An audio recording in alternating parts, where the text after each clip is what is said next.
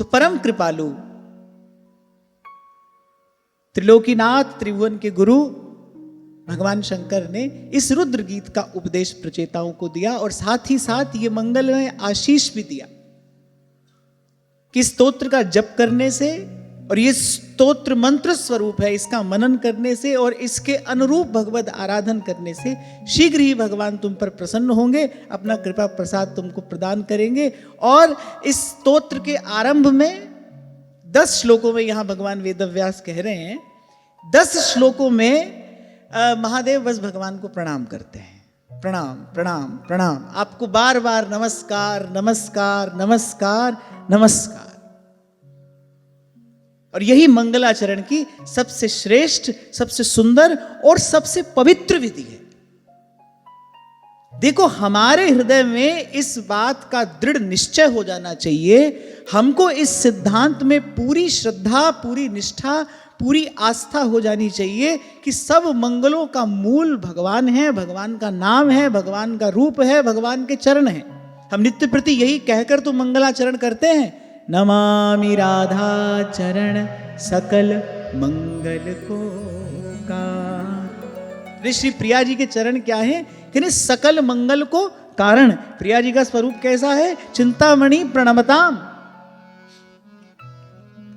देखो, बार बार आपसे कहा जाता रहा है, आज पुनः प्रसंग आया है तो मैं कह रहा हूं, कभी भी किसी क्रिया से फल नहीं होता, श्रद्धा से फल है। जो आप कर रहे हैं, यदि उस क्रिया में आपकी श्रद्धा है तब तो आपको फल की प्राप्ति होगी, अन्यथा नहीं होगी। आपने कितनी भी श्रेष्ठ क्रिया क्यों ना की हो, खूब विधि निषेध का आपने पालन किया, खूब आचार विचार से सब किया, लेकिन जो आप कर रहे हो उस साधन में, उस क्रिया में, उस विधि में आपकी श्रद्धा ही नहीं है, तो श्रम एव ही केवलम, फिर केवल परिश्रम है और कुछ हाथ नहीं लगेगा। होगा क्या? करते करते उससे मन उब जाएगा, एक दिन उसको छोड़ दोगे। स्पष्ट कहा है श्री गीता जी में भगवान ने, श्रद्धावान लभते फलम।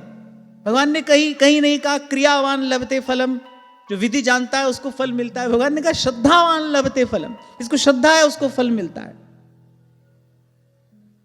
इसीलिए श्री सेवक जी ने कहा, भाई इस मार्ग पर पग धरना है, इस मार्ग पर आगे बढ़ना है तो प्रथम हृदय श्रद्धा जो कर। इसलिए मैंने कहा इस बात में, इस सिद्धांत में हमारी पूर्ण श्रद्धा हो जाए, हमारी पूर्ण निष्ठा हो जाए, हमको इस बात की प्रतीति हो जाए कि नमामि राधा चरण सकल मंगल को कारण। भगवान का नाम, भगवान का रूप, भगवान के चरण कमल, उन चरण कमलों का ध्यान, यही सर्वोत्तम विधि है, यही मंगलों का मंगल है। सकल मंगल यहीं से स्फुरित होते हैं। ये पुराण का वाक्य है। खैर सारे विधि निषेध इसी एक विधि के भीतर आ जाने चाहिए, इसी एक सिद्धांत के भीतर सबका समावेश हो जाना चाहिए कि बस भगवान सदा स्मरण रहे, यही विधि है, और भगवान भूल ना जाए, यही निषेध है, बस और कुछ नहीं। तो यहां महादेव ने एक प्रकार से ये उपदेश भी आपको, हमको, सबको प्रदान कर दिया, भाई किसी श्रेष्ठ कार्य के लिए चलो, और प्रचेतागण तो श्रेष्ठतम कार्य के लिए चले हैं, तो भगवान का आराधन करने चले हैं। इससे सुंदर, इससे उत्तम कार्य और क्या हो सकता है? बोले जब भी किसी श्रेष्ठ कार्य के लिए चलो, आपकी जय ही जय होगी। सबसे पहले भगवान को भाव से नमस्कार कर लो, भगवान को भाव से प्रणाम कर लो। देखो, हमारा मन ना अनेक अनेक विचारों में, अनेक अनेक विधियों में उलझा रहता है। कई लोग बड़े भ्रमित रहते हैं इसमें, मैंने देखा, क्या करें, कब करें, कैसे करें। छोटी छोटी बात के लिए पंडित जी के पास जाएंगे, पतरा खोल के देखकर बताओ क्या मुहूर्त है, क्या ठीक है। उनकी बुद्धि ऐसे भ्रमित रहती है, उनकी बुद्धि ऐसे उलझी रहती है। और मैंने कहा ना, इसका परिणाम क्या होता है? हाथ तो कुछ आता नहीं, भूस को कितना भी कूटो, पानी को कितना भी मथ लो, उससे कोई वस्तु निकल कर हाथ थोड़ी आएगी, कितना भी करते रहो। द्वंद्व का परिणाम तो द्वंद्व ही है, हाथ तो कुछ आता नहीं। और होता क्या है? अंत में व्यक्ति संशयग्रस्त होकर, और संशयात्मा विनश्यति, विमुख हो जाता है, भावहीन हो जाता है, उसका जीवन नीरस, शुष्क हो जाएगा, किसी काम का नहीं रहेगा। ये सबसे पहली बात जो यहां कही जा रही है, 10 श्लोकों में महादेव नमस्कार करते हैं भगवान के सारे ऐश्वर्य का, भगवान की सारी शक्तियों का, भगवान की सारी विभूतियों का मंगलमय पावन स्मरण करते हुए बस बार बार बार बार नमस्कार नमस्कार नमस्कार नमस्कार। नमः पंकजनाभाय भूत सूक्ष्मेन्द्रियात्मने वासुदेवाय शांताय कूटस्थाय स्वरोचिषे। अब ऐसा भगवान के सुंदर स्वरूप का ज्ञान ना हो तो हम क्या करें? कुछ भगवान के नाम तो याद होंगे ना, ऐसे प्रत्येक नाम का उच्चारण करते हुए, हे कृष्ण आपको नमस्कार, हे वासुदेव आपको नमस्कार, हे गोविंद आपको नमस्कार, हे मुकुंद आपको नमस्कार, हे केशव आपको नमस्कार, हे माधव आपको नमस्कार। और कुछ नहीं आता, भगवान के नाम तो कुछ स्मरण है ना, बस एक एक नाम का उच्चारण करते बस भगवान को नमस्कार करते रहिए, प्रणाम करते रहिए। कई बार इस विषय पर हमारी चर्चा हुई और श्री कृष्ण तो प्रणाम से संतुष्ट हो जाते हैं, प्रसन्न हो जाते हैं अगर कोई भाव से उनको प्रणाम करते। मुझे श्लोक इस समय स्मरण नहीं है, पर ऐसा पुराण का वाक्य है, वचन है कि श्री कृष्ण को नमस्कार करने वाला फिर पुनः जननी के गर्भ में नहीं आता। अगर किसी ने भाव से श्री कृष्ण को प्रणाम कर लिया, नमस्कार कर लिया, बोले कोटि कोटि यज्ञ करने वाला तो पुनः संसार में आएगा, वो तो स्वर्ग आदि सुखों को भोगेगा, और जब पुण्य क्षीण हो जाएगा फिर संसार में आएगा। बोले लेकिन श्री कृष्ण को प्रणाम करने वाला, जिसने एक बार हृदय से श्री कृष्ण को प्रणाम कर लिया, भगवान का श्रीमुख वाक्य है, सकृदेव प्रपन्नाय तवास्मीति च याचते अभयं सर्वभूतेभ्यो ददाम्येतद् व्रतं मम। कोई उनको हृदय से प्रणाम कर ले, मुक्त कर देते हैं भगवान, इसीलिए उनका नाम मुकुंद है, मुक्ति के दाता है वो। अच्छा, वैसे भी भगवान ये सोचते हैं, देखो अब मान लो कोई व्यक्ति चंदा इकट्ठा कर रहा है, अब हम जैसे साधारण लोगों के पास आएगा तो अपनी अपनी सामर्थ्य के अनुसार जिसकी जो इच्छा होगी वो देगा। और किसी बहुत बड़े सेठ के पास जाए, बड़े समृद्ध व्यक्ति के पास जाए, अब वो समृद्ध व्यक्ति भी अगर उतना ही दे जितना हमने तुमने दिया, क्या उस व्यक्ति की समृद्धि रही, क्या उस व्यक्ति की श्रेष्ठता रही? अच्छा, आपको एक और बात बताऊं, मैंने तो इस सारी प्रक्रिया को बहुत निकट से देखा है कि बड़े बड़े सेठ लोग जो होते हैं ना, वैसे धीरे से पूछ लेते हैं उन्होंने क्या दिया। मैंने तो इस प्रक्रिया को बहुत निकट से देखा है। तो पूछ लेंगे तो वो सेठ जी है, उन्होंने कितना दिया? इतना दिया, अच्छा उनसे थोड़ा अधिक ही देंगे। तो साधारण व्यक्ति भी ऐसा है। तो भगवान सोचते हैं भाई धर्म अर्थ काम तो सब देवी देवता भी दे देते हैं, इनको कोई प्रसन्न कर ले तो बोले ये सब रिद्धिया सिद्धिया स्वर्ग आदि सुख बोले तो सब देवी देवता भी प्रदान करते हैं। भगवान कह रहे भाई हम तो भगवान हैं, कहने को ही भगवान थोड़ी, हम तो होने को भगवान हैं। अच्छा, कहने को भगवान तो बहुत है, आजकल तो गली गली डोलते हैं। मैं तो आपसे कहता ही हूं, आज तो भाई वो समय आ गया, YouTube पर आपके मान लो 10-15 मिलियन फॉलोअर हो जाए तो आप डिक्लेयर्ड भगवान हो, लो आप भगवान का ही अवतार हो, आप ही भगवान हो। तो अभी तो गली गली डोल रहे हैं भगवान। तो भगवान सोचते हैं भाई तो सब कहने सुनने के भगवान है, हम तो सच में भगवान है। हमारे पास कोई आया है, हमको भाव से हृदय से प्रणाम कर रहा है, हमको तो विशेष वस्तु देनी चाहिए, इसलिए भगवान मुक्त कर देते हैं, उसको पुनः जननी के गर्भ में नहीं आने देते। यही भगवान की भगवत्ता है। इसी का जय जयकार ऋषि मुनि करते हैं, इसी का जय जयकार संत भक्त करते हैं, इसी का जय जयकार श्रुतियां और शास्त्र करते हैं। पुराणों का वाक्य भगवान की इसी कृपालुता उदारता का ही जय जयकार करते हैं। और बुद्धि से समझने का ये विषय नहीं है, इसीलिए भगवान ने कहा श्रद्धावान लभते फलम। मेरे श्रद्धा युक्त कोई होकर आए, श्रद्धा से युक्त होकर हमको प्रणाम कर दे। करता हूं मैं वंदना नत शिर बारंबार, तुझे देव परमात्मन मंगल शिव शुभ का। अरे कितने अनर्थ, कितनी नकारात्मक शक्तियां केवल भगवान के नाम उच्चारण से दूर भाग जाती हैं। इसलिए मैंने कहा यहां महादेव ने तो भगवान के ऐश्वर्य की बड़ी सुंदर स्तुति की है, भगवान की शक्तियों का, विभूतियों का स्मरण किया है, भगवान की भगवत्ता को नमन किया है। अब भाई हमको ये सब ना आए तो हम क्या करें? हम केवल इतना सीख लें, 10 बार महादेव नमस्कार करते हैं। श्री स्वामी सत्यानंद जी महाराज ने जब अमृतवाणी का गान किया है तो सबसे पहले नमस्कार सप्तक कहा है, 7 बार भगवान को नमस्कार किया है। फिर उसके बाद भी वो नमस्कार करते अघाते नहीं, अरे नमस्कार नमस्कार नमस्कार नमस्कार। जब भगवान की कृपा से भगवान की ऐश्वर्यता का बोध होता है ना, जब ज्ञान होता है भगवान के ऐश्वर्य का, तब हमको लगता है भाई इनको प्रणाम के अतिरिक्त और क्या किया जा सकता है, क्या निवेदन किया जा सकता है। बस प्रभु आपकी जय हो सदा ही जय हो। 7 बार भगवान को नमस्कार किया। ये वही का दोहा मैं गा रहा हूं। अंजलि पर मस्तक किए विनय भक्ति के साथ,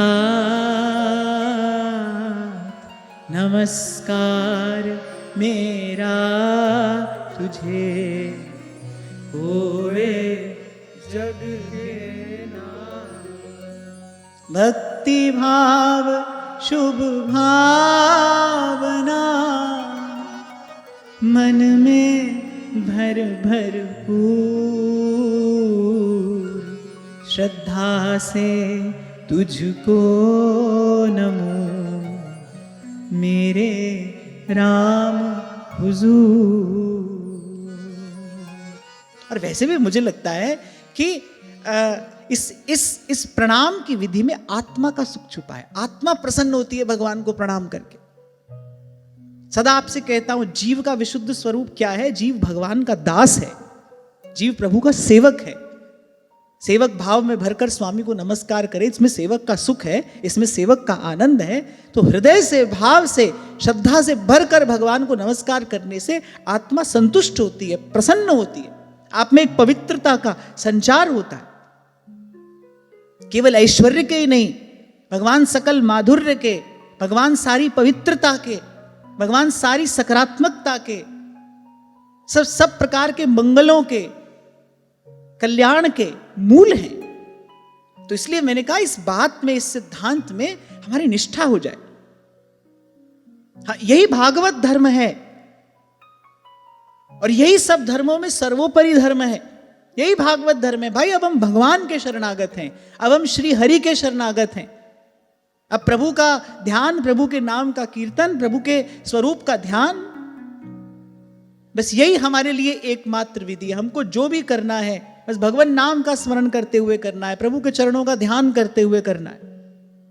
मैं कितना भी कह लूं, लेकिन भगवान के नाम की, भगवान के स्वरूप की जो महिमा है वो कहीं थोड़ी जा सकती है। भगवान को नमस्कार करने की जो महिमा है कहीं थोड़ी जा सकती है। एक संत आ रहे थे वृंदावन मेवाड़ से, त्रिनेशी बाई साहब के पास जाकर निवेदन किया कि हम वृंदावन जा रहे हैं, आपकी ओर से क्या भेंट लेकर जाएं।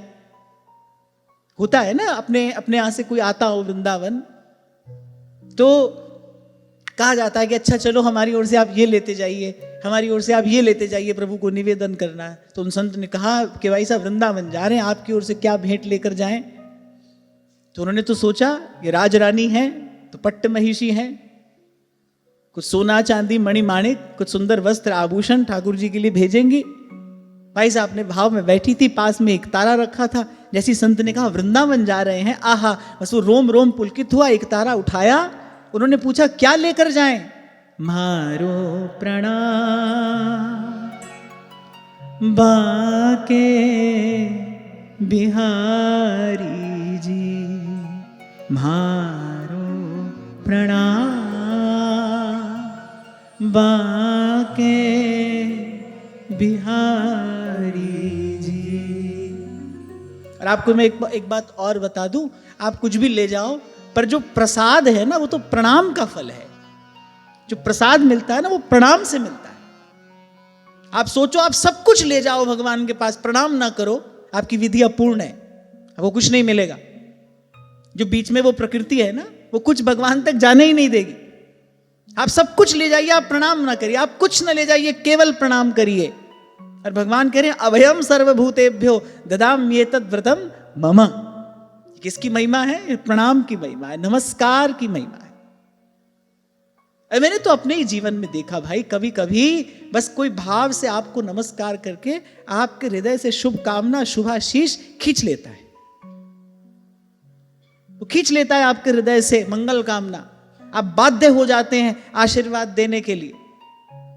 श्री कृष्ण ने यही तो कहा द्रौपदी से जब शत्रु के शिविर की ओर बढ़ रहे थे दोनों, द्रौपदी ने कहा कहाँ लिए जा रहे हैं बताइए तो।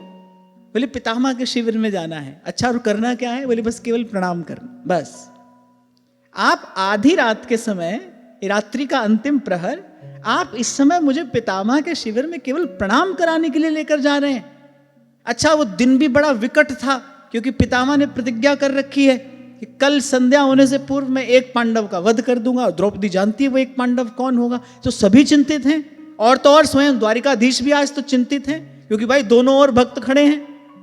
भीष्म भी परम भक्त हैं, और अर्जुन तो भक्त भी हैं और सखा भी हैं। ये पलड़ा थोड़ा भारी है, क्योंकि यहां पर सखी भी है, कृष्णा भी है, उसका विश्वास अनूठा है। तो आज तो दुविधा में भगवान है। आप सोचो, जिनका नाम समस्त दुविधाओं से मुक्त कर देता, आज वो भगवान स्वयं दुविधा में। इधर भी भक्त, उधर भी भक्त, इधर भी भक्त की प्रतिज्ञा, उधर भी भक्त की रक्षा की प्रतिज्ञा है। किसने इस दुविधा से मुक्त किया? प्रणाम ने। द्रौपदी ने कहा कहां जा रहे हैं? बोले पितामह के शिविर में जा रहे हैं। करना क्या है? बोले कुछ नहीं करना, अपने मुख से कुछ ना कहना, इस समय पितामह समाधि में बैठे होंगे। बोले बस जाकर उनका चरण स्पर्श करना और उनको प्रणाम कर देना। देखो प्रणाम से कितना बड़ा संकट टल गया। अच्छा कोई समर्थ पुरुष को यदि कोई प्रणाम करे तो वो आशीर्वाद देने के लिए बाध्य है। जैसे देवता अगर प्रकट हो जाए ना, तो वो बिना दिए नहीं जा सकता। यदि देवता प्रकट हो गया तो जो देवता का उपासक आराधक है ना, उसको कुछ ना कुछ मांगना पड़ेगा और देवता को देना पड़ेगा। अगर देवता नहीं देता तो वापस देवलोक जा ही नहीं सकता, उसकी गति बाधित हो जाएगी, उसका देवत्व क्षीण हो जाएगा, उसको देना पड़ेगा। जैसे श्री आत्मदेव ब्राह्मण जो थे, जब महादेव प्रसन्न हो गए तो उन्होंने कहा भाई कुछ मांगो। बोले नहीं हम तो कुछ चाहते नहीं। महादेव ने कहा नहीं भाई, दर्शन हमारा अमोघ है, मांगना तो पड़ेगा, बिना दिए हम नहीं जा सकते। बोले तुम बिना लिए रह सकते हो, पर हम बिना दिए नहीं रह सकते, हम बिना दिए लौट नहीं सकते, देना तो पड़ेगा और तुमको लेना पड़ेगा। और मैं तो सदा ही आपसे कहता हूं, किसी के बिना लिए किसी का देना पूरा हो ही नहीं सकता। किसी का देना तभी संभव है ना जब कोई ले। तो बोले केवल प्रणाम करना, प्रणाम से सब संकट टला। और जैसा आपको मैंने कहा, सब ले जाओ और भगवान को प्रणाम मत करो, लो, सब शून्य है, सब व्यर्थ है और कुछ नहीं है हमारे पास। बस मारो प्रणाम बाके बिहारी जी, मारो प्रणाम। और एक बार स्वयं इसका अनुभव करना, भाव में भरकर, अंजलि पर मस्तक रखकर, भगवान के श्री चरणों में सचमुच नत होते हुए, समर्पित होते हुए, श्रद्धा युक्त होकर जब कोई प्रभु को प्रणाम करता है ना, आत्मा प्रसन्न होती है, रोम रोम आनंद से भर जाता है। एक विशिष्ट प्रकार की पवित्रता का, सकारात्मकता का, ऊर्जा का, शक्ति का संचार होता है भगवान को प्रणाम करने से। इसीलिए सब महापुरुषों ने सबसे पहली विधि प्रणाम कही, नमन। बड़े दिव्य स्तोत्र का उपदेश महादेव करने वाले हैं, लेकिन पहले 10 श्लोकों में नमः पंकजनाभाय भूत सूक्ष्मेन्द्रियात्मने वासुदेवाय शांताय कूटस्थाय स्वरोचिषे संकर्षणाय सूक्ष्माय दुरंतायान्तकाय च नमो विश्वप्रबोधाय प्रद्युम्नायान्तरात्मने नमो नमो निरुद्धाय ऋषिकेशेन्द्रियात्मने नमः परमहंसाय पूर्णाय निभृतात्मने। इसलिए मैंने कहा भाई ये सब ना आता हो तो जो भगवान के नाम है ना, बस उन्हीं का उच्चारण करके, हे कृष्ण आपको प्रणाम, हे गोविंद आपको नमस्कार, हे माधव आपको पुनः पुनः नमस्कार, ऐसे भगवान के नामों का उच्चारण करते हुए भगवान को प्रणाम करिए। श्री डोंगरे जी महाराज तो ये बात बहुत बल देकर कहा करते थे, बोले जब भी घर से निकलो, किसी भी कार्य के लिए आप निकलो, बोले इस प्रकार भगवान को प्रणाम करके, भगवान के मंगलमय नाम का उच्चारण करते हुए, भगवान के श्री चरणों को अपने हृदय में रखकर निकलना चाहिए। डलिया में भगवान को लेकर डोलने की आवश्यकता नहीं है, ये किसी भी दृष्टि से उचित भी नहीं है। लिए लिए डोलते हैं ना लोग भगवान को। देखो, भगवान के स्वरूप का ज्ञान नहीं होगा तो प्रतीति नहीं होगी, और बिनु प्रतीति हो ही नहीं प्रीति। अगर भगवान में ही हमारी साधारण बुद्धि हो गई तो उनसे प्रेम विशेष कैसे होगा? एक बात सोच कर बताओ। लोग भाव के नाम पर कैसी कैसी उच्छृंखलता करते हैं, भाई भगवान तो भाव के भूखे हैं, भगवान तो भाव के भूखे हैं। अगर भगवान में ही हमारी साधारण बुद्धि है, अरे प्रेमी तो प्रेमास्पद से जुड़ी साधारण सी वस्तु को विशेष समझ लेता है। हमारा प्रेम कैसा है कि हम जो सबसे विशेष हैं उन भगवान को ही साधारण बनाए बैठे हैं। ये कौन सा प्रेम है भाई? ये कौन सा भाव है? ये कौन सी भक्ति है? भक्तमाल जी में एक बड़ा सुंदर छोटा सा प्रसंग आता है कि शायद सूरदास मदन मोहन जी के प्रसंग में टीकाकार ने इसका संकेत किया है कि कोई ऐसी प्रेमी था, रेवड़ी खा रहा था, रात का समय था, रेवड़ी हाथ से छूटकर गिर गई। तो गया, घना अंधेरा था, बाजार से जाकर दीपक खरीदा, थोड़ा तेल खरीदा, बाती बनाई, दीपक जोड़ा और उस दीपक में रेवड़ी ढूंढ रहा है। किसी व्यक्ति ने पूछा, बोले अरे बड़ा मूर्ख है, एक रेवड़ी के लिए इतना परिश्रम कर रहा है, इतना धन दीपक पे खर्च कर दिया, इतने में तो जाने कितनी रेवड़ी आ जाती। उसने कहा हाँ भाई, हम तो मूर्ख हैं, कोई बात नहीं, पर तुम क्या जानो उस रेवड़ी का स्वाद? भाई वो मेरे प्रेमास्पद ने भेजी है, वो मेरे प्रीतम ने भेजी है। तू क्या जाने उस रेवड़ी का स्वाद क्या है? तू क्या जाने उस रेवड़ी का मोल क्या है? तो प्रेम तो साधारण सी वस्तु को विशेष कर देता है। साधारण सी वस्तु आप किसी को प्रेम से दो तो वो विशेष हो जाती है। और यहां हमारा देखो भाव, हम भगवान जो विशेष में विशेष हैं, तो सबसे विशेष हैं, उनको ही साधारण समझे बैठे हैं। साधारण ही भगवान को समझा और फिर वैसा ही हमारा भाव, वैसी हमारी भक्ति। लिए लिए डलिया में डोल रहे हैं भगवान को, कहीं भी धर दिया, कुछ भी खिला दिया। और ये है क्या? बोलिए तो हमारा भाव है, तो हमारी भक्ति है। अरे भाव भक्ति तो साधारण को भी विशेष करता है। ये कौन सा भाव है जिसने विशेष को ही साधारण कर दिया? तो भगवान को अपने स्मरण में रखिए। भगवान ने श्री गीता जी में कहा, हृदय अर्जुन तिष्ठति, यहां रहता हूं मैं। कबीर कहते हैं ना, मोह को कहां ढूंढे बंदे, मैं तो तेरे पास में। कहीं नहीं है भगवान। काहे रे बन खोजन जाई, काहे रे बन खोजन जाई, सर्व निवासी सदा अलेपा, सोए संग समाय। अब आप कहोगे महाराज जी ये तो ज्ञानियों का मार्ग है, ये ज्ञानियों का मार्ग है। तभी महाप्रभु कह रहे हैं राधा वल्लभ लाल को हृदय ध्यान मुख नाम। राधा वल्लभ लाल को प्रकट किया है, पर दर्शन करने के लिए कहां कह रहे हैं? बोले राधा वल्लभ लाल को हृदय ध्यान मुख नाम। पुहुप माही जो वास बसत है, मुकुर माही जो छाई, ऐसे ही हरि बसे निरंतर,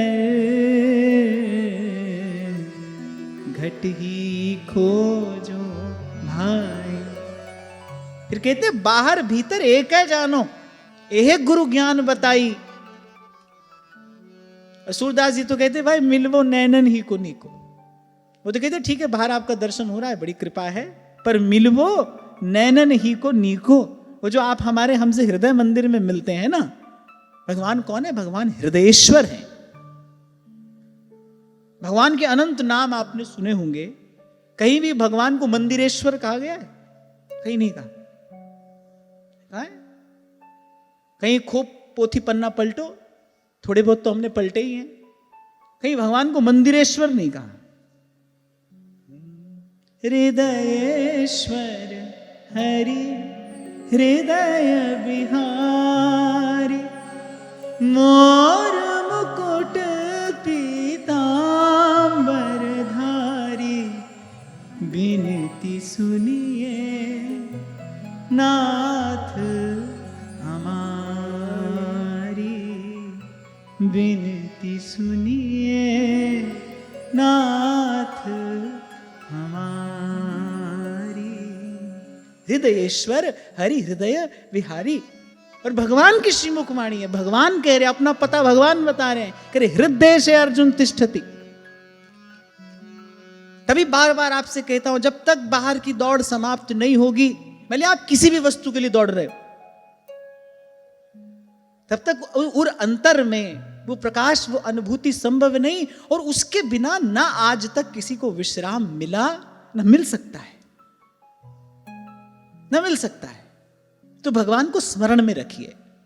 मैं तो ये कह रहा था, श्री डोंगरे जी महाराज कहा करते थे, जब घर से निकलो तो भगवान की पवित्र नाम का उच्चारण करते हुए, हो सके तो 2 क्षण भगवान के मंगलमय नाम का कीर्तन करते हुए भगवान को अपने स्मरण में रखकर निकलिए।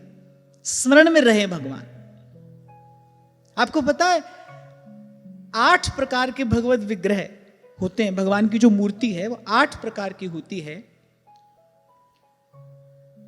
शैली, दारूमयी, लोही, पाषाण की होती है, काष्ठ की होती है, धातु की होती है। और इन सब प्रतिमाओं में एक प्रतिमा मनोमयी भी है, जो आपके हृदय मंदिर में विराजमान होती है ना। और शास्त्र में तो यहां तक कहा गया है कि जब तक उपासक स्थूल धरातल पर होता है, उसकी चेतना स्थूल धरातल पर होती है, तभी तक स्थूल विग्रह, स्थूल सामग्री की आवश्यकता होती है। जैसे ही चेतना सूक्ष्म धरातल में प्रवेश करती है, ये सब छूट जाता है। ध्रुवदास जी भी सतत प्रियालाल का आराधन कर रहे हैं, वो भी हर याम सेवा में लगे हैं, लेकिन कहां उनकी जो आराधना है ना, वो किसी सूक्ष्म धरातल पर हो रही है। सिद्धांत विचार में कहा ना ध्रुवदास जी ने, पहले स्थूल प्रेम समझे तब सूक्ष्म उर में आवे। इसलिए पहले स्थूल धरातल पर ही आराधना की जाती है, लेकिन वहीं पर रुक नहीं जाया जाता। वो स्थूल धरातल की आराधना करके शक्ति अर्जित की जाती है, फिर वो ऊर्जा आपको ले जाती है वहां। गगन में आवाज हो रही झीनी। क्यों प्यारी है मुझे ये पंक्ति, जो कबीर कह रहे हैं ना, वहां गगन में। यहां कबीर अपनी अजपा जप की स्थिति का संकेत कर रहे हैं। अजपा जप, यद्यपि एक स्थिति ऐसी आती है जब अजपा जप भी शांत हो जाता है। जब तक जापक रहता है तभी तक जप रहता है। ध्यान से समझना इसको। जब तक जप करने वाला है तभी तक तो जप रहेगा, चाहे वो वाचिक जप हो, उपांशु जप हो, मानसिक जप हो या अजपा जप हो। फिर एक स्थिति ऐसी भी आती है जब अजपा जप भी शांत हो जाता है, जब जापक रहता ही नहीं, जब आराधक नहीं रहता, जब भगवान भक्त एक हो जाते हैं, फिर कोई जप नहीं रहता, फिर कोई विधि नहीं रहती। लेकिन ये अंतिम अवस्था है अजपा जप। आपको कभी मैंने कहा था, शायद इस विषय पर हमने चर्चा की थी, कि पहले तो भगवान के नाम का कीर्तन करो। सबसे पहली बात तो यही है, भगवान के नाम का कीर्तन करिए, फिर उच्चारण करिए,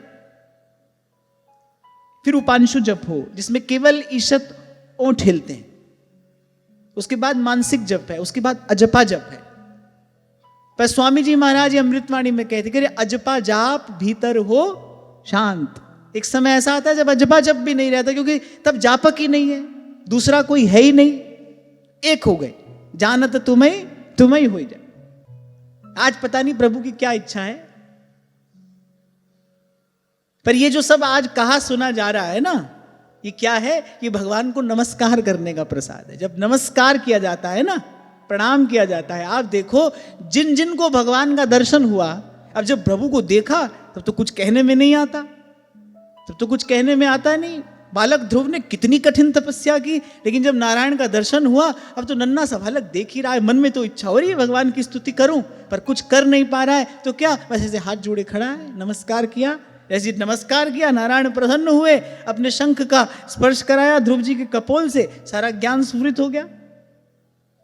तो ये सुंदर सुमधुर जो चर्चा भी, ये भी भगवान को नमस्कार करने का ही प्रसाद है। प्रभु को प्रणाम किया है ना, मंगलाचरण किया है प्रणाम करके, तो नमस्कार का प्रसाद है। और फिर मैंने आपको संकेत किया आज कि नमस्कार से तो बड़ी बड़ी विपदा आपदा नष्ट होती है, बड़े बड़े संकट भगवान को नमस्कार करने से नष्ट हो जाते हैं।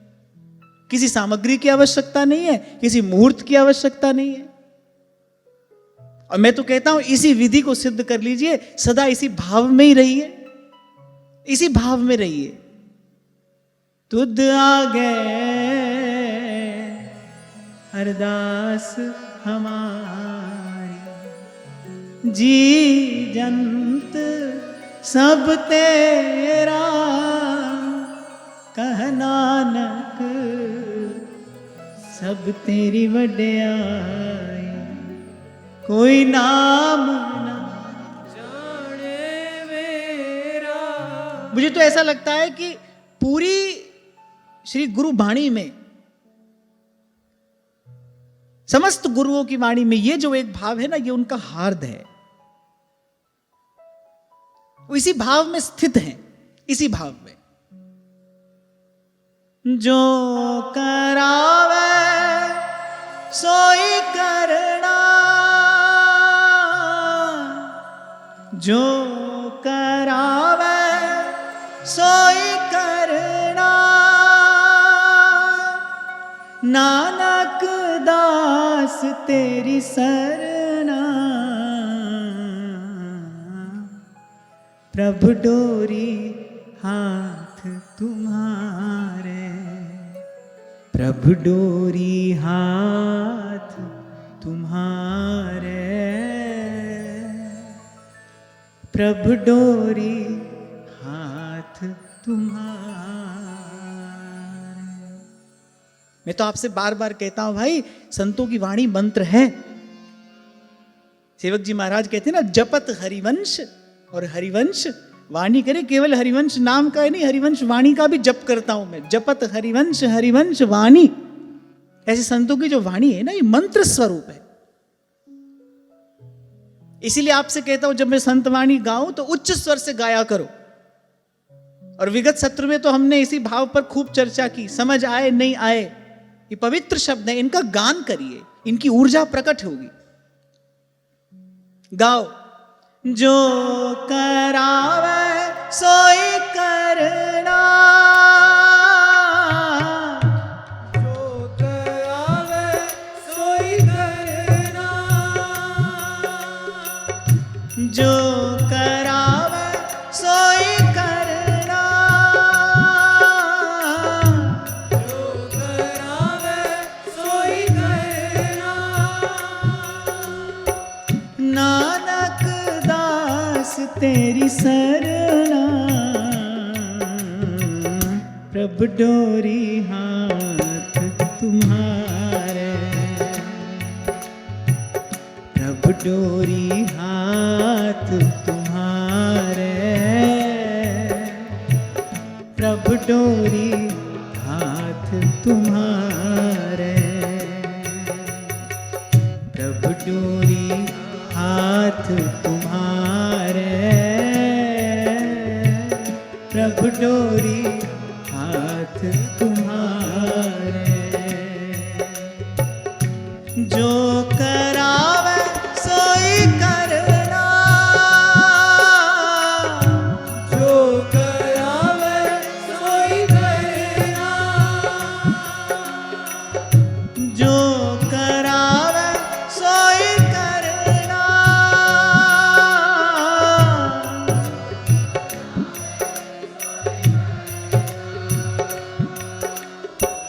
नानक दास तेरी सरना।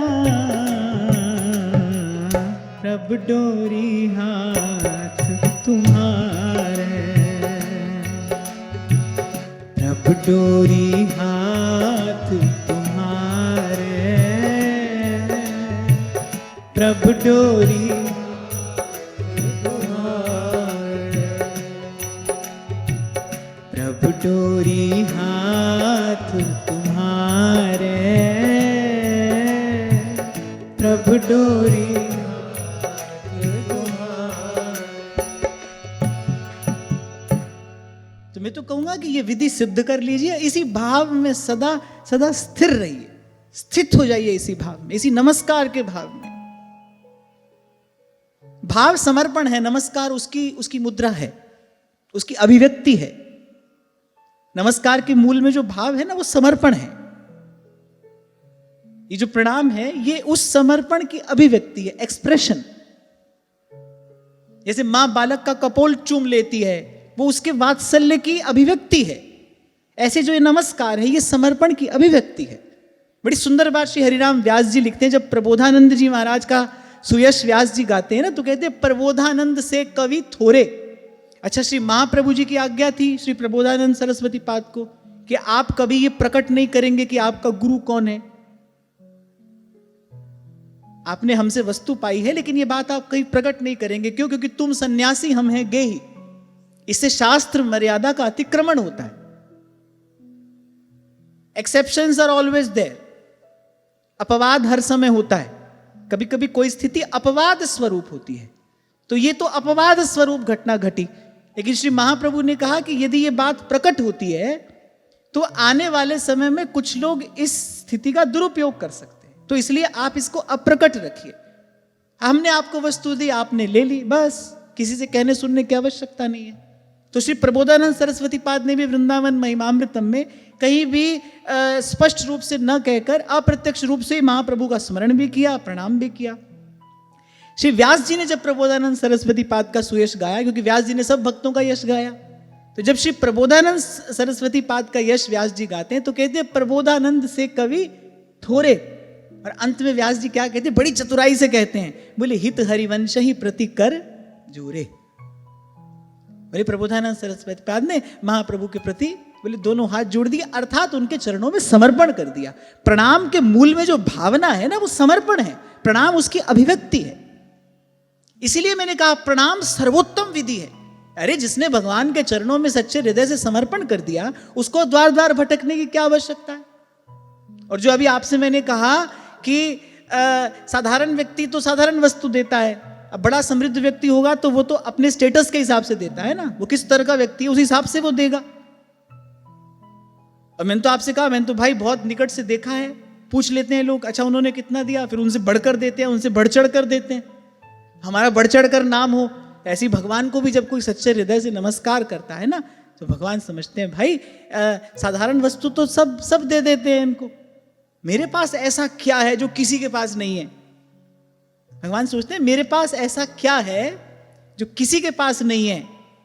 तापत्रय विनाशाय श्री कृष्णाय वयम नुमः। आप देखिए श्रीमद् भागवत के आरंभ में भगवान वेद व्यास भी कह रहे हम सब आपको श्री कृष्णाय वयम नुमः, हम सब आपको नमस्कार करते हैं, हम सब आपको प्रणाम करते हैं। कितनी सुंदर, कितनी श्रेष्ठ, कितनी विमल है ये भारत की संस्कृति कि जहां ऐसी सर्वोत्तम विधि हमारे ऋषि मुनियों ने सहज ही हमारे व्यवहार में उतार दी। प्रणाम, नमस्कार। मैं कह रहा हूं ना आपसे कि यदि किसी श्रेष्ठ व्यक्ति को प्रणाम किया जाए, जो अधिकारी हो, समर्थ हो, तो भाई वो एक प्रणाम के बदले कुछ भी दे देता है, कुछ भी दे देता है। कुछ बातें नहीं कहनी चाहिए, पर फिर भी मैं केवल संकेत रूप में आपसे कह रहा हूं। ये मैं आपको अपने जीवन का अनुभव बता रहा हूं। केवल प्रणाम से आप पता नहीं क्या कुछ पा लेते हैं। भाव से, श्रद्धा से किया हुआ प्रणाम। और फिर यहां तो तीनों लोगों के गुरु हैं, वो सदुपदेश दे रहे हैं। और उस उपदेश के आरंभ में स्वर्गापवर्ग द्वाराय नित्यं शुचिषदे नमः, नमो हिरण्यवीर्याय चातुर्हूत्राय तन्तवे। बड़ा सुंदर श्लोक है। महादेव कह रहे हैं प्रभु आप स्वर्ग और मोक्ष का द्वार हैं, भुक्ति मुक्ति सब आपसे पाई जा सकती है। मूढ़ है जो आपको छोड़कर कहीं और भटकता है, जो आपको छोड़कर आपके अतिरिक्त किसी और से सुख की आशा बांधता है, मूर्ख है। क्योंकि भुक्ति मुक्ति दोनों के देने वाले आप ही हैं। और मैं तो सदा आपसे कहता हूं भाई, जो देता है भगवान का ही दिया देता है। कोई भी कहीं दे रहा है, भगवान का ही दिया दे रहा है। इस समग्र अस्तित्व में किसी का भी आशीर्वाद या श्राप अगर फलीभूत होता है तो मूल में शक्ति तो भगवान की है। मान लो किसी ऋषि का आशीर्वाद फलीभूत हुआ, कैसे हुआ? उसके पास तप का बल है। तपस्या के मूल में क्या है? भगवत आराधन ही तो है, और क्या है? सब परत हटाकर देखो तो शक्ति तो एक ही है, एक ओंकार, सतनाम कर्ता, एक ही तो है। तो जब एक ही है भाई, फिर द्वार द्वार भटकने की आवश्यकता क्या है? ये जो 10 बार नमस्कार किया गया ना, इसका कारण क्या है? महादेव ये कह रहे हैं कि प्रभु के अतिरिक्त और कोई नहीं है, कुछ नहीं है, दूसरा कोई है ही नहीं, सब रूपों में भगवान ही है, छोटा बड़ा कोई भी है फिर प्रभु से ही है, एकमात्र सत्ता प्रभु की ही है। तभी यहां कहा स्वर्गापवर्ग द्वाराय, हे प्रभु आज स्वर्ग और मोक्ष दोनों का द्वार है। स्वर्ग माने भोग, स्वर्ग माने भोग। एक और बात मैं यहां पर कहना चाहता हूं कि ये जो संसार के विषय में हमारी भोग बुद्धि है ना, यही दुर्मति है। यहां पर भोग है ही नहीं, भोग तो स्वर्ग में है, यहां भोग नहीं है। यहां तो जन्म ही मिलता है भगवत प्राप्ति के लिए, विषय भोग के लिए जन्म मिलता ही नहीं है और यहां पर भोग है ही नहीं। दूर से दिखाई पड़ता है, किस लिए? क्योंकि भगवान की माया है। जो है सो दिसत नहीं और जो दिसत सो नाही। जो नहीं है वो दिखाती है, जो है उसको छिपाती है, यही भगवान की माया है। यहां भोग नहीं है। यदि भोग का सुख भी चाहिए तो फिर पुण्य कमाइए, स्वर्ग जाइए। अगर यहां संसार में है तो यहां तो भाई एक ही कार्य के लिए आए हैं आप, राम सिमर राम सिमर। यहां एक ही कार्य की सिद्धि होती है, एक ही काम सिद्ध होता है यहां, बाकी सब असफल होते हैं। हाँ, कोई यहां पर आकर सदगुरु के चरणाश्रित होकर भगवत आराधन करे तो सदा सदा के लिए संस्कृति से मुक्त हो सकता है। इस संसार में होता ही यही, नहीं तो भाई दुख तो दुख है ही, सुख के भेष में भी दुख ही है। दुखालयम अशाश्वतम। तो थोड़ा विवेक जगाइए, बुद्धिमानी से कार्य करिए, बुद्धि का सदुपयोग करिए, अपने मन को यह बोध दीजिए भाई यहां भोग है ही नहीं। क्या भोगोगे? दुख भोगोगे, दुख ही भोग रहा है जी। यहां भोगने के लिए सुख है ही नहीं। मैं तो कह रहा हूं दुख तो दुख है ही, जो सुख दिखाई दे रहा है वो भी वस्तुतः दुख ही है। मांगता है जी, द्वार द्वार भटकता है, ये मिल जाए हाय, ये मिल जाए हाय, ये पालूं। और जो बुद्धिमान है वो उसकी दशा देखकर रोता है, उस पर दया आती है, उसको देखो, अब ये देखो, ये दुख पाने के लिए प्रयास कर रहा है। श्रीमद् भागवत के महात्म्य में ही वो प्रसंग हमने बड़ी देर तक उसका चिंतन किया था। संत समझा रहे हैं, बोले बेटा तेरे भाग्य में संतान नहीं है, अरे भगवान प्रसन्न है, तेरा पूर्व जन्म का लेना देना है ही नहीं, भगवान का आराधन करो, सदा सदा के लिए मुक्त हो जा रहे हैं। बोले ये सब ज्ञान की बात हमको मत बताओ, दे सकते हो तो हमको संतान दो। संत को दया आती है, देखो भगवान तो इसको दुख से मुक्त करना चाहते हैं, भगवान तो झंझट से बचाना चाहते हैं इसको। और बोले ये देखो मूर्ख कैसा है, ये मायाबद्ध जीव है, बोले दौड़ दौड़ कर झंझट में जाता है। तभी सहजोबाई कहती हैं, ढुर ढुर जाओ गह गह ले वो, विषय और जाने नहीं दे वो। कह रहे हम तो जाएंगे, हमारा तो जन्म जन्म से यही अभ्यास पड़ा हुआ है। विषय और जाने नहीं दे वो, ढुर ढुर जाऊं गह गह ले वो। हम बारक तुम माए हमारी, पल पल माए करो रखवा। यही कार्य गुरुदेव करते हैं। भगवान तो अपने आनंद में मगन है भाई, ये कार्य संत करते हैं। तभी भगवान स्वयं कह रहे हैं, मोते अधिक संत कर लेखा। तभी कबीर ने कहा, जब तब साधु तारसी, उसको ही दया आती है। बार बार बार बार विषय पंख में जाते जीव को फिर खींच कर लाता है, फिर धो मांझ कर उसको प्रभु के चरणों में बैठाता है। फिर जीव दौड़ता है, वो फिर यही कार्य करता है, वो भी नहीं थकता और वो भी नहीं थकता। और जैसे श्री स्वामी जी महाराज अपनी वाणी में कहते हैं, बोले प्रभु लेकिन अंत में जीत आपकी होती है। मोह सोना बिगाड़वे को, तो सोना संवारवे को, लेकिन अंत में जीतते आप हैं। तो यहां महादेव कह रहे हैं, स्वर्गाप वर्ग द्वारा, ये प्रभु आप भुक्ति मुक्ति दोनों का द्वार हैं। मूर्ख ही होगा जो आपको छोड़कर कहीं और भटकेगा। तो इस बात से बात आई, तो मैंने आपको कहा कि भोग भोगने की भी इच्छा हो तो भी पुण्य कर्म करो। यहां घोर रजोगुणी तमोगुणी जीवन जीने से आपको सुख नहीं मिलने वाला है। ऐसा अपवित्र ऐसा पाप पंख से लिप्त जीवन जीने से सुख मिलेगा? अरे विषय का सुख भी चाहिए तो विषय सुख के लिए भी पहले शक्ति अर्जित करनी पड़ती है, पुण्य का बल अर्जित करना पड़ता है, उसके बिना विषय का सुख भी नहीं मिलता। क्षणभंगुर ये शरीर है।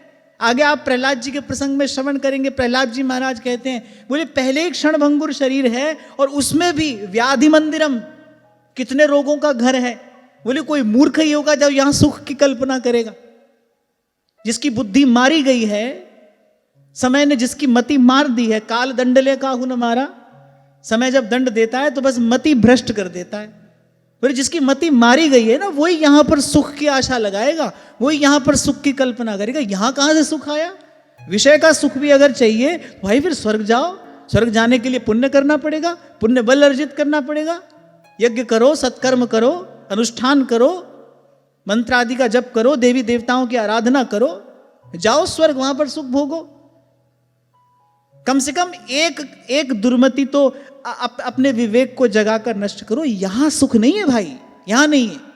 यहां इस काम के लिए भेजा ही नहीं गया है आपको।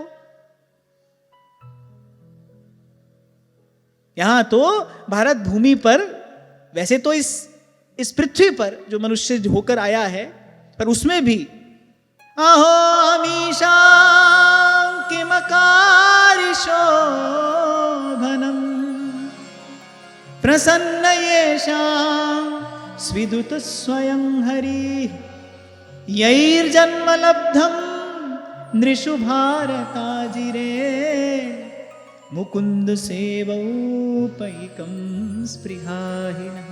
यहां आया है तो भगवान प्रसन्न ही हो गए हैं उस पर। इसीलिए बुद्ध जनों ने इसको मृग मरीचिका कहा। जैसे हिरण दौड़ता है ना मरुस्थल में, वो सूर्य की किरण पड़ती है रेत पर, ऐसा लगता है जल है, केवल लगता है, और वो बेचारा ऐसी दौड़ता दौड़ता मर जाता है, मारा जाता है, वो प्यासा मर जाता है। यही जीव की दशा है। ये यहां बिठा लीजिए ये बात, यहां सुख नहीं है। अब है ही नहीं तो किसके पीछे दौड़ रहे हो? या इतनी बुद्धि जड़ है कि कहते सुनते देखते भी ये बात समझ में नहीं आ रही। यहां है ही नहीं सुख, किसके पीछे दौड़ रहे हो? और यदि सुख चाहिए तो फिर भगवान का आराधन करिए ना, क्योंकि यहां महादेव कह रहे हैं स्वर्गापवर्ग द्वाराय नित्यं शुचिषदे नमः। अरे भुक्ति मुक्ति का द्वार तो आप हैं। यहां तो होता क्या है, पहले व्यक्ति समझता है बस वहां पहुंचूंगा फिर मजा आएगा। आनंद तो उसके भाग्य में है नहीं, मजा ही है। बोले बस वहां पहुंचूंगा मजा आएगा। अब जैसे ही वहां पहुंचता है, वहां देखता है उससे ज्यादा मजा लिए कोई और आगे खड़ा है, सब मजा किरकिरा। यही तो होता है। बड़ा बढ़िया घर बनाया आपने, अब घर बनने में 1-2 साल लगते हैं। अच्छा 1-2 साल में जो सामान तुमने लगाया वो पुराना पड़ जाता है। 1-2 साल में और बढ़िया चीज बाजार में आ जाती है और तुम्हारा पड़ोसी वो लेके तुम्हारे सामने पहले ही खड़ा होता है। सब मजा किरकिरा, सब बेकार। अच्छा देखो इस मूर्ख 25 में सब दौड़ रहे हैं, पर बिनु सत्संग विवेक ना हुई और राम कृपा बिन सुलभ न सोई। कभी प्रभु की कृपा होती है और कान में कभी संत का शब्द पड़ता है, वो सोए हृदय को जगाने वाला, मोह तंद्रा में पड़े जीव को बोध देने वाला वो स्वर कान में पड़ता है, और तब सुध आती है जीव को। तब कहीं उस घने अंधकार में एक प्रकाश की किरण फूटती है। एक और बड़ी सुंदर बात यहां कही गई। भगवान शंकर कह रहे निरंतर पवित्र हृदय में रहने वाले आपको नमस्कार है। शुचिषदे नमः, नित्यम शुचिषदे नमः। बता दिया यहां महादेव ने कहां निवास है भगवान का। बोले पवित्र हृदय में भगवान का निवास है, पवित्र हृदय में भगवान रहते हैं। जिनके हृदय श्री राम बसे, तिन और को नाम लियो ना लियो, तिन और को नाम लियो ना लियो। नरसिंह मेहता कहते हैं ना, राम नाम सु ताली लागी, राम नाम सुन ताली लागी, सकल तीरथ तेना मन मारे, वैष्णव जन तो तेने कही, पीर पराई जाने रे, वैष्णव जन तो तेने कही। व्यास जी कह रहे ना, सांचा मंदिर हरि के संत, जिनके हिय में बसत हैं, तीन लोक के नाथ बड़े, हरि के जना, बड़े हरि के जना। इसलिए थोड़ी देर पहले मैंने आपसे कहा, खूब जाकर ढूंढ लेना, कहीं आपको भगवान के अनंत नामों में मंदिरेश्वर नाम का कोई नाम मिले। ऐसा कोई नाम नहीं भगवान का। हृदयेश्वर हैं, हृदय विहारी हैं। और यहां महादेव ये बात कह रहे हैं, नित्यम शुचि सदे नमः, नित्य पवित्र हृदय में आपका निवास है। इसीलिए श्री महाप्रभु जी ने व्यास जी को ये रास्ता दिया, जय श्री हित हरिवंश, प्रपंच बंच सब काल व्याल को खायो, यह जिए जान, श्याम श्यामा पद कमल संगी सिर नायो। भाई लीला तो वही हो रही है, एक रसिक के हृदय में ही वो लीला विलास हो रहा है, बाहर कहां ढूंढने जाइएगा। मैंने कहा ना, क्योंकि भाई जन्म जन्म से हमारी चेतना स्थूल धरातल पर है, जहां हम खड़े हैं, हमको यहीं से अपनी यात्रा का आरंभ करना है। आचार्यों ने हम पर कृपा करके उस सूक्ष्म स्थूल से परे उस वस्तु को एक स्थूल आकार दिया, हमको आरंभ कराने के लिए।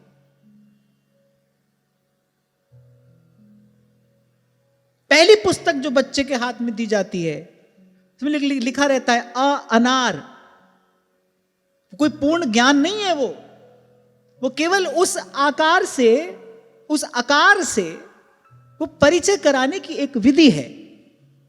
अ से केवल अनार नहीं होता, अ से बहुत कुछ होता है, अ से कितना कुछ होता है, लेकिन उस समय उस बालक की बुद्धि, उसकी मेधा उसके लिए तैयार नहीं है। उसको केवल उस आकार से परिचय कराया जाता है, बस उस पुस्तक में अनार सिखाकर, वहां से वो अ सीख लेता है, वहां से उसकी यात्रा आरंभ होती है। ऐसे ही हम सब स्थूल धरातल पर खड़े हैं, तो आचार्यों ने हम पर कृपा करके उस स्थूल सूक्ष्म से परे वस्तु को, व्यास जी कहते हैं निर्गुण सगुण ब्रह्मते न्यारो बिहरत सदा संघात, उस स्थूल सूक्ष्म से परे वस्तु को एक आकार दिया ताकि हम यहां से आरंभ करें। पर सदा स्मरण रखना, मिलबो नैन नहीं कोनी।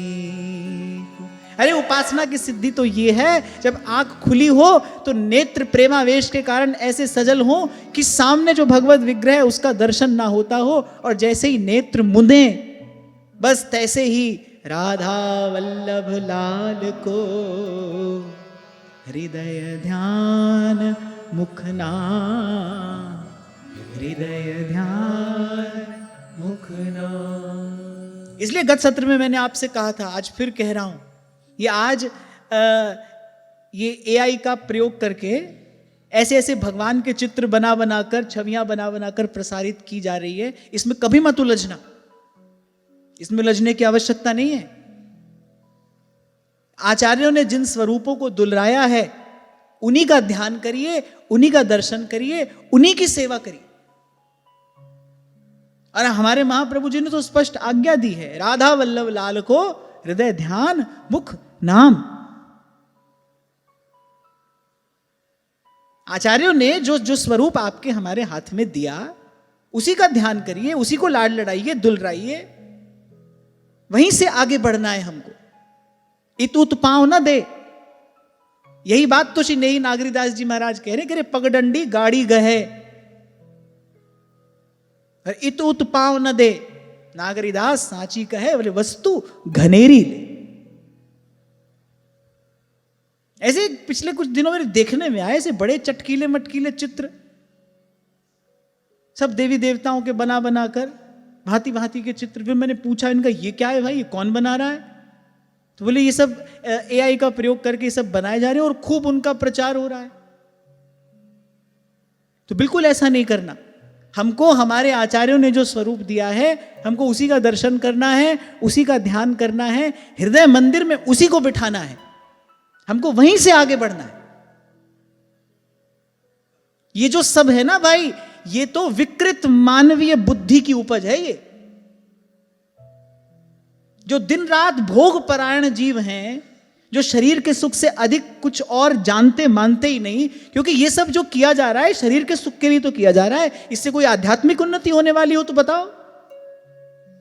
ये सब शरीर के सुख के लिए तो किया जा रहा है। ये जो सब है ये भोगवाद ही तो है। और जिनकी मति दिन रात इसमें लगी है, वो आपको आपके भगवान से मिला रहे हैं, आपको आपके भगवान का दर्शन करा रहे हैं। आप भी चल रहे हो उनके पीछे पीछे, बना बनाकर वो चित्र आप अपने मंदिरों में लगा रहे हो।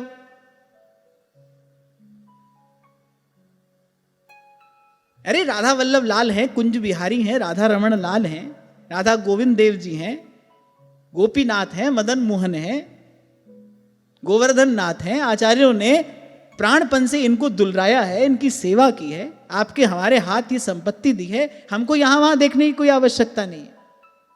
अपने हृदय मंदिर पर इसी स्वरूप को विराजमान करना है। हृदयेश्वर हरि हृदय बिहारी, मोर मुकुट पीतांबर धारी, विनती सुनिए नाथ हमारी, विनती सुनिए नाथ हमारी।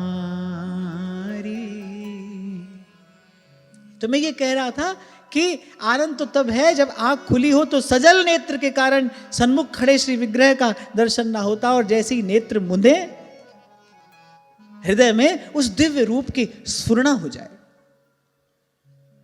पर जैसा श्री सूरदास जी महाराज ने कहा, अच्छा सूरदास जी कह रहे ये सब अच्छा है, बड़े आनंद की बात है, पर कह रहे मिलबो नैनन ही को, कह रहे नीको, कह रहे वहां पर कोई बंधन नहीं है, वहां पर देश काल का बंधन नहीं है। अब यहां तो भाई श्री जी के दर्शन का एक समय है, एक समय पर ही दर्शन होगा, लेकिन जब मन रंग जाता है, जब मन रम जाता है, फिर वो ये सब बंधन स्वीकार नहीं करता। तो इसलिए संत कह रहे हैं मिलबो नैनन ही को नीको, वहीं पहुंचना है जहां श्याम रंग श्यामा रंगी, श्यामा के रंग श्याम, एक प्राण तन मन सहज कहवे को द्वै नाम। श्री राधा वल्लभ लाल के सन्मुख हो, लेकिन आचार्य महाप्रभु की रस रीति की कृपा से नेत्र देखते हो, हृदय अनुभव करता हो। रूप बेली प्यारी बनी, प्रीतम प्रेम तमा, दो मन मिली एक भय, श्री राधा वल्लभ लाल।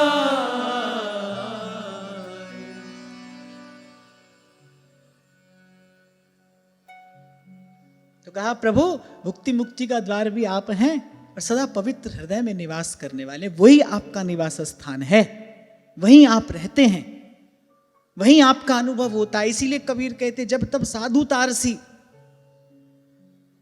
उस स्थूल सूक्ष्म से परे की, उस निर्गुण सगुण से परे की अनुभूति अगर कभी कोई कराएगा तो वही कराएगा जिसके हिय में बसत हैं तीन लोक के नाथ। इसीलिए व्यास जी कह रहे व्यास बड़े हरि के जना, सबसे बड़े तो भाई वो हैं, बड़े से बड़े वो हैं। अब ऐसे तो भाई सबसे बड़े प्रभु ही हैं, पर जिनके हिय में बसत हैं वो तीन लोक के नाथ, बोले वो बड़े से बड़े हैं, उस वस्तु का दान करने वाले हैं। हरि रीझ हैं तो मुक्ति दें, हरिजन हरि ही देत।